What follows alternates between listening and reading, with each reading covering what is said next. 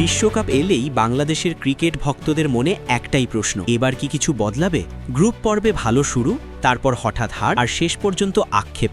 এই গল্প আমরা বহুবার দেখেছি, কিন্তু 2026 টি-20 বিশ্বকাপ যেন আলাদা এক সম্ভাবনার নাম। নতুন প্রজন্ম, বদলে যাওয়া নেতৃত্ব আর টি-20তে আগ্রাসী মানসিকতার ইঙ্গিত।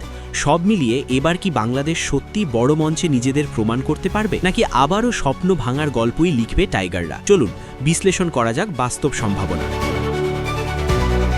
2026 টি-20 বিশ্বকাপ অনুষ্ঠিত হবে ভারত ও শ্রীলঙ্কায়। উপমহাদেশের কন্ডিশন মানেই স্পিন সহায়ক উইকেট, ধীর পিচ আর স্মার্ট ক্রিকেটের লড়াই। এই কন্ডিশনই বাংলাদেশের জন্য সবচেয়ে বড় ইতিবাচক দিক, কারণ বছরের বেশিরভাগ সময় বাংলাদেশ এমন পরিবেশেই খেলে অভ্যস্ত। অন্য দেশগুলো যেখানে মানিয়ে নিতে সময় নেয়, বাংলাদেশ সেখানে স্বাভাবিকভাবেই স্বাচ্ছন্দ্য বোধ করে। বাংলাদেশের সম্ভাবনার মূল চাবিকাঠি থাকবে বোলিং ইউনিটে, বিশেষ করে স্পিন আক্রমণে। মেহেদী হাসান মিরাজ, রিশাদ হোসেন কিংবা তরুণ স্পিনারদের নিয়ে বাংলাদেশের স্পিন বিভাগ যে কোনো দলের জন্যই চ্যালেঞ্জিং হতে পারে। উপমহাদেশের উইকেটে মাঝের ওভারে উইকেট তুলে নেওয়া মানেই ম্যাচের নিয়ন্ত্রণ নেওয়া। এখানেই বাংলাদেশ শক্তিশালী। এস বিভাগেও আগের চেয়ে উন্নতি চোখে পড়ার মতো। মুস্তাফিজুর রহমান, তাসকিন আহমেদ শুধু দ্রুতগতির বোলার নন, তারা যে কোনো মুহূর্তে ম্যাচ ঘুরিয়ে দেওয়ার সক্ষমতা রাখে। শরীফুল ইসলাম ও নাহিদ রানার মতো বোলাররা যদি ধারাবাহিক হতে পারেন, তাহলে পাওয়ার প্লে ও ডেথ ওভারে বাংলাদেশ আগের যে কোনো সময়ের চেয়ে কার্যকর হতে পারে। তবে বাংলাদেশের সবচেয়ে বড়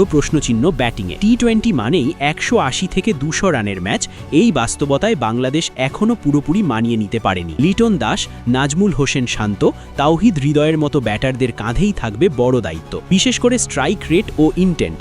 এই দুই জায়গায় উন্নতি না হলে বড় দলগুলোর সঙ্গে টিকে থাকা কঠিন হবে। একটি বড় ইতিবাচক দিক হলো বাংলাদেশ এখন তরুণদের দিকে ঝুঁকছে। আগের মতো শুধু অভিজ্ঞতার উপর নির্ভর নয়, বরং ভয় ডরহীন ক্রিকেটারদের সুযোগ দেওয়া হচ্ছে। টি-20তে এই মানসিকতাই সবচেয়ে গুরুত্বপূর্ণ, কারণ এখানে নাম নয়, কাজটাই আসল। গ্রুপ পর্ব পার করাই হবে বাংলাদেশের প্রথম লক্ষ্য। যদি গ্রুপ ড্র সহায়ক হয় এবং বাংলাদেশ মাঝারি শক্তির দলগুলোর বিপক্ষে জয় তুলে নিতে পারে, তাহলে সুপার 8 বা নকআউট পর্বে ওঠা অসম্ভব কিছু নয়। একবার সেখানে পৌঁছাতে পারলে চাপ থাকবে প্রতিপক্ষের ওপর। বাংলাদেশ তখন ডার্ক হর্স হয়ে উঠতে পারে। তবে বাস্তবতা হলো শিরোপা জয়ের স্বপ্ন এখনো অনেক দূরের, কিন্তু 2026 বিশ্বকাপ হতে পারে বাংলাদেশের জন্য একটি টার্নিং পয়েন্ট।